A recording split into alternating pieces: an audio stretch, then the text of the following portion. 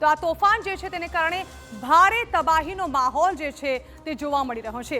દિતવા વાવાઝોડું જે છે તે ભારે તબાહી સર્જી ગયું છે અને જેના પગલે શ્રીલંકામાં સૌથી વધારે વિનાશની પરિસ્થિતિ સર્જાઈ। અત્યાર સુધી 200 લોકોના મોત થઈ ચૂક્યા છે અને 200થી વધુ લોકો હજુ પણ આ વાવાઝોડાને પગલે ગુમ છે। કેટલાક લોકોને સ્થળાંતરિત કરવાની પણ ફરજ પડી, લોકો સુધી મદદ પહોંચાડવામાં આવી રહી છે।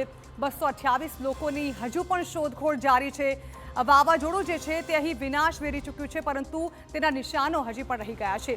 અહીં ભારે વરસાદને કારણે પૂરની પરિસ્થિતિ પણ ઊભી થઈ ચૂકી છે। ચારે તરફ પાણી જ પાણી અને જળબંબાકારની પરિસ્થિતિ મોટાભાગના જિલ્લાઓમાં છે। અનેક જિલ્લાઓ હાલ ભારે વરસાદને પગલે જળબંબાકાર જોવા મળી રહ્યા છે। અહીં લોકોને રહેવા ખાવા તમામની વ્યવસ્થા કરવાની કોશિશ કરવામાં આવી રહી છે। શ્રીલંકામાં વાવાઝોડાને પગલે કટોકટી પણ જાહેર કરી દેવામાં આવી છે, કારણ કે આ વાવાઝોડાએ અહીં ભારેથી અતિ ભારે વિનાશ વેર્યો છે અને હજુ પણ કંઈક આવી જ પરિસ્થિતિ શ્રીલંકાના વિવિધ જિલ્લાઓમાં જોવા મળી રહી છે। પરંતુ પોતાના પાડોશી દેશને મદદ કરવા માટે ભારતે ઓપરેશન સાગર બંધુ જે છે તે શરૂ કર્યું છે અને તેના ભાગરૂપે તેને મદદ પણ મોકલવામાં આવી રહી છે।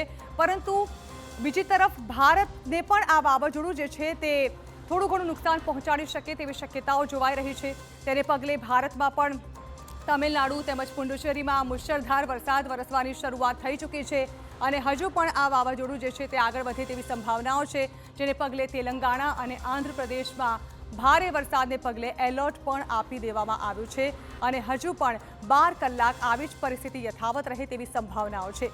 આગામી કલાકોમાં આ કેટલાક જિલ્લાઓમાં હજુ પણ વાવાઝોડું ત્રાટકવાની સંભાવનાઓ જોવામાં આવી રહી છે, જેને પગલે મુશળધાર વરસાદ વરસે તેવી શક્યતાઓ જોવાઈ રહી છે, જેને પગલે તંત્ર દ્વારા એલર્ટ આપી દેવામાં આવ્યું છે। અહીં એનડીઆરએફ ટીમ પણ મોકલી દેવામાં આવી છે। અનેક જિલ્લાઓમાં ભારે વરસાદને પગલે એલર્ટ આપવામાં આવ્યું છે, જેને કારણે તંત્ર પણ ખડે પગે છે। એનડીઆરએફ ટીમ અનેક વિસ્તારમાં તૈનાત કરી દેવામાં આવી છે, એટલે કોઈપણ જાતની પરિસ્થિતિને પહોંચી વળવા માટે, ત્યારબાદની પરિસ્થિતિમાં લોકોને બચાવવા માટે અહીં એનડીઆરએફ ટીમો તૈનાત કરી દેવામાં આવી છે। અનેક વિસ્તારોમાં આ પ્રકારની તમામ સુવિધાઓ જે છે તે કરી દેવામાં આવી છે, પરંતુ ચોક્કસ એવું કહી શકાય કે હજુ પણ 12 કલાક ભારેથી અતિ ભારે હોઈ શકે છે। 3 રાજ્યો માટે આગામી 12 થી 24 કલાક ખૂબ જ મહત્વપૂર્ણ છે।